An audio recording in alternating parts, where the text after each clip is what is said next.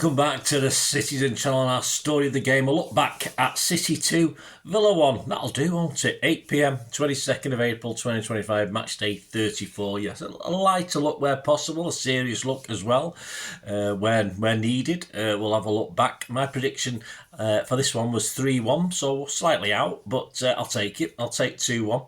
My little headlines for this, where's your bin men gone? There you go, that's one of them. And the other one, Blue Noon rising again. Well, let's hope so. We'll see on Sunday, won't we, with the next stage of our recovery down at Etihad South, of course. Yeah, that's right. So let's get on with this. Please check out my player rating show as well, which is out there, a bit more in-depth look, stats and the form of our individual players, who we will touch upon in this, of course. Pep's 11, 2 changes to Everton. I got 8. I was all right. That's a lot better than I've been getting recently. I think McAtee was a big surprise. But, hey, we slag him off, Pep, don't we, for not playing the lads. But I'm still confusing McAtee because I just don't think Pep wants him. I just don't think Pep wants him there. So I was just surprised that he's been put in the team. But at least some legs to help with the 2 or 3 unks we've got still in the middle there. It's quite a slow-looking midfield again, unfortunately. But fortunately, Aston Villa didn't sort of perhaps make the most of it as they probably could have done. Or they were tired. I don't know. Perhaps they've used up too much energy in recent games. But anyway, as I said, McAtee, a bit of a surprise on that one. Kovacic as DM, no Gonzalez again. I have no idea why. I don't know what's going on there. you buy a DM for cover. He's entitled to a rest, of course, but not exactly the first game he's missed, is it? So anyway, Kovacic. I like Kovacic, although as a DM, it's not his greatest role. Still no Kusinov, of course, so perhaps Shampoo Gate is not far off the mark so on that one. And no wingers again from the start, which seems to be the way to go. I think I'll learn from that for Sunday's game, although I won't mind one starting against Forest because they're going to put men behind the ball, aren't they? We need to get in behind them, and certainly Doku Shoney can do that last night. Right, the 11, Ortega, Diaz, Gvardiol, O'Reilly, Gundo, Kovacic, Bernardo, De Bruyne, McAtee and Marmoush. On the bench, Carson, Grealish, Doku, Gonzalez, Akanji, Savio, Kusanov, Foden and Lewis. Yeah, no Bob on the bench, I notice again. Anyway, Aston Villa, Martinez, Cash, Konza, Torres, Digny, Kamara, Onana, Rodgers, Tillemans, Ramsey and Trashford, of course, on the bench. Well, playing for them on the bench was Olsen, Disasi, Barkley, McGinn, Watkins, Garcia, Mellon, Asensio and Motson. Right, story of the game, 17 seconds. It didn't take long, did it?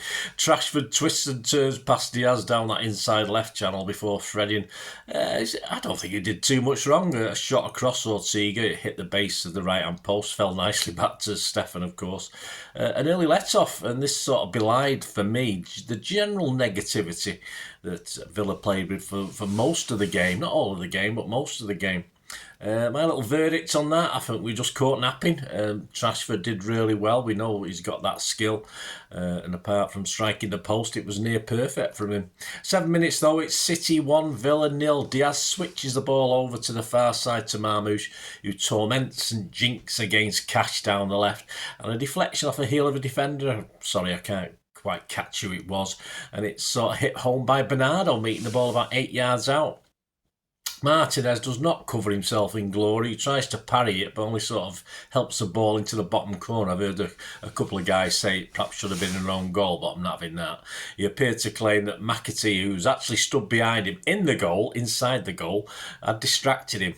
What a wet wipe Martinez is. He's one of those keepers that you hate when he plays against you, but you probably think, nah, he's not too bad when he plays for you.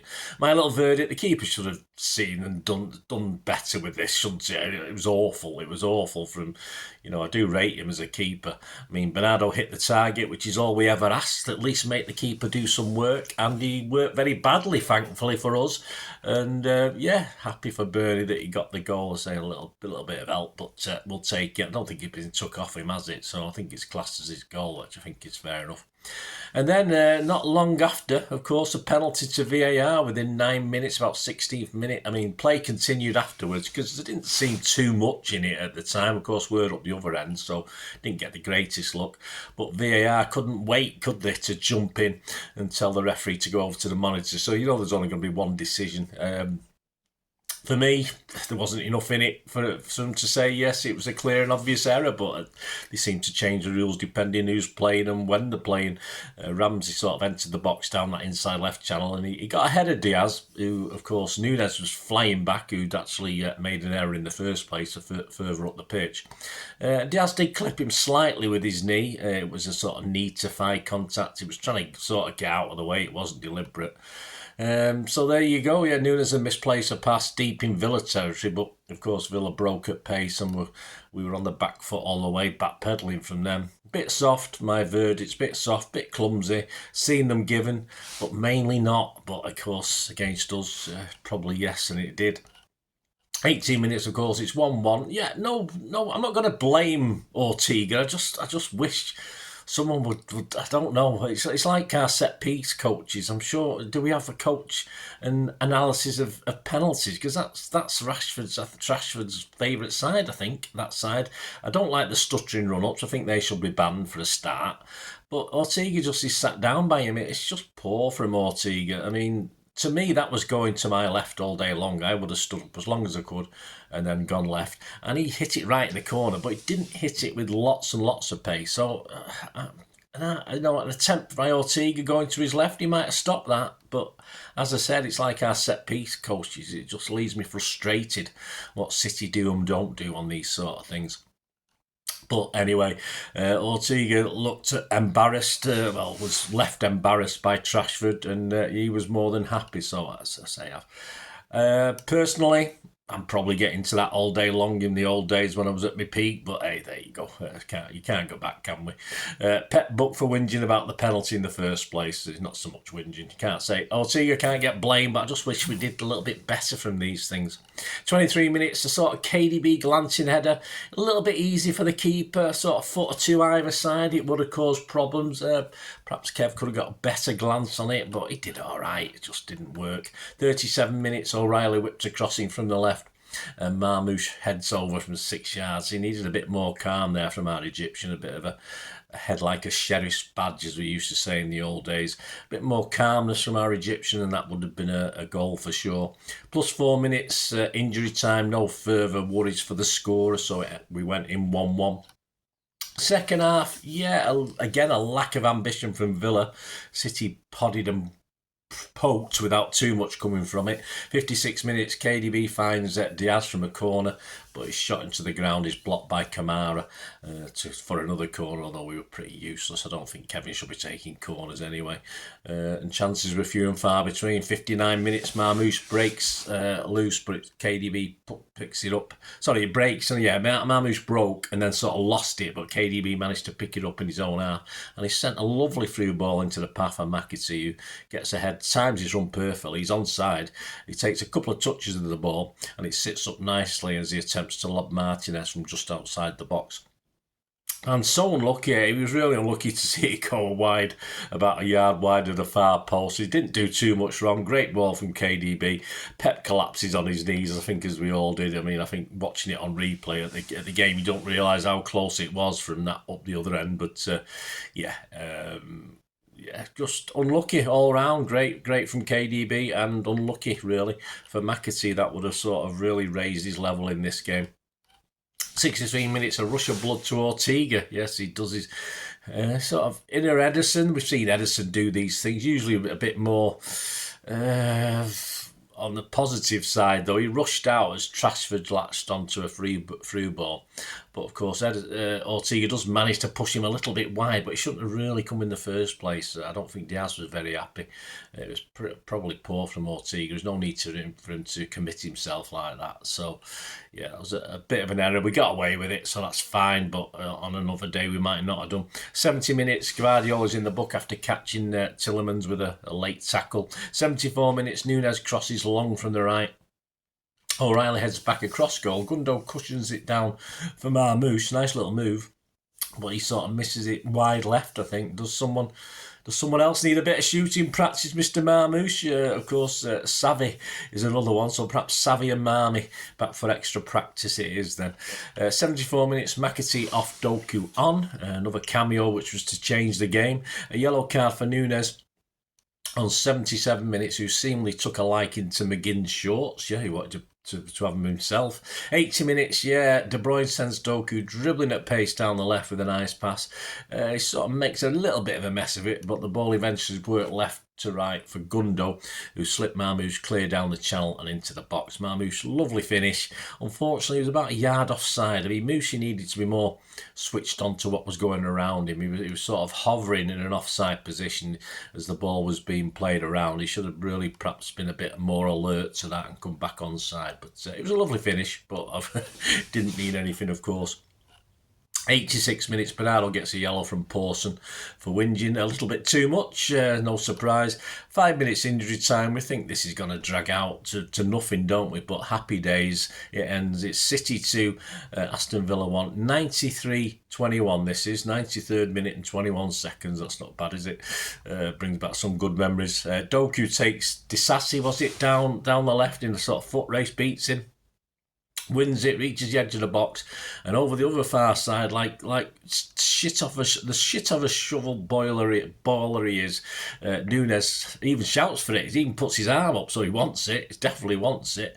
And of course, who's to say Doku saw that? He might have seen the arm go up. He might have just put it into that area of danger because the defenders aren't going to put a touch on it because they're going to put through their own net. But a lovely Doku with the outside of his boot, a Canceloe sort of. If you wish, ball with the outside of his right boot. And of course, Nunes arrives at the far post. A bit of a narrow angle, but he managed to get it in past the defender. It certainly wasn't a favourable angle, was it? But brilliant, and a little bit of for that cock up earlier in the game from Nunes. He did one or two, but hey, he's not a defender, is he? But fantastic, well done. I was glad for Nunes. I was glad for us. Simple as that. So there you go. Amidst all the glee and joy, De Bruyne was replaced by Akanji and did a bit of coaching on the sideline, I believe. Yep, so here you go, 2-1. Apart from the early push, I thought Villa were wasting time from the start. Martinez is one of the worst keepers in football, wasting time. Not as bad as he used to be, because I think refs are slightly more stricter now, not too much. They used to be probably more, but now they've let it slide a little bit. And I think the basis of while they played and Unai Emery set his team up for this, they deserved exactly what they got from this game now. They had their odd moments, certainly the start of the game, but no, I was very disappointed with Aston Villa, certainly for how far they got in the Champions League, how they are up the league. I mean, they really wanted to win this. A draw was no good, and yet they came for a draw, perhaps hoping to nick it. Some said Pep set his team up for a draw as well for this, but I don't probably have that. I don't think Pep ever really plays for draws. He has done occasionally. Just a great win for City.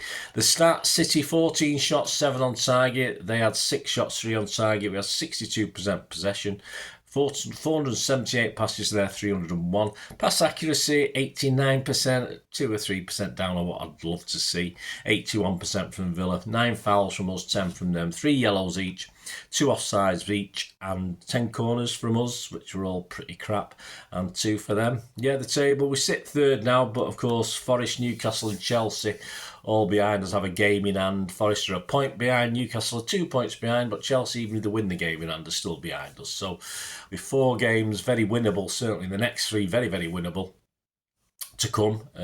We've got to be thinking the top 5.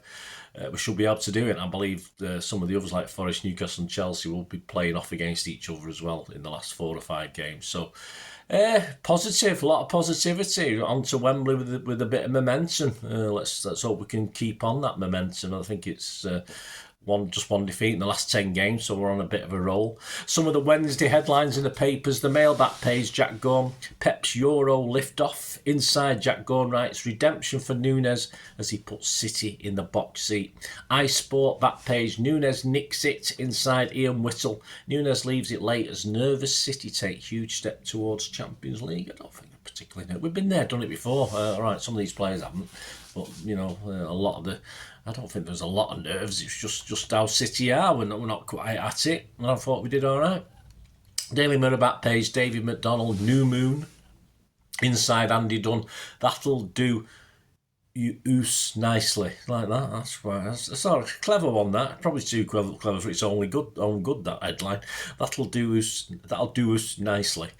Daily Express back page. David McDonnell, Matt's gloss. Yeah, Matthias. Inside Jeremy Cross. Nunes nets the big prize. The local paper, of course, the Manchester Evening News, or the MUEN, as some like to call it, but it is our local paper, so I do use it. Back page. New Beauty. Yep. Inside Simon Bukowski. It's not pretty, but City's old guard put on a late show for crucial win.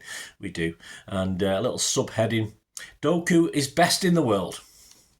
Okay, over 5 metres. Yeah, sorry, I forgot that bit. So there you go. I can't disagree. Man of the matches, Jack Gordon gave it O'Reilly, 7.5. Andy Dunn gives 7s for O'Reilly, Cover, Bernardo and Marmouche. Jeremy Cross gives 7s to Nunes and KDB. So generally, I didn't give anyone particular man of the match. I thought it was a better team effort yesterday because it's just difficult to highlight anyone in particular. A couple of the websites I look at, goal.com, gives 7s to Nunes, O'Reilly, Bernardo, Marmouche and Doku. There you go. So spread it around a bit.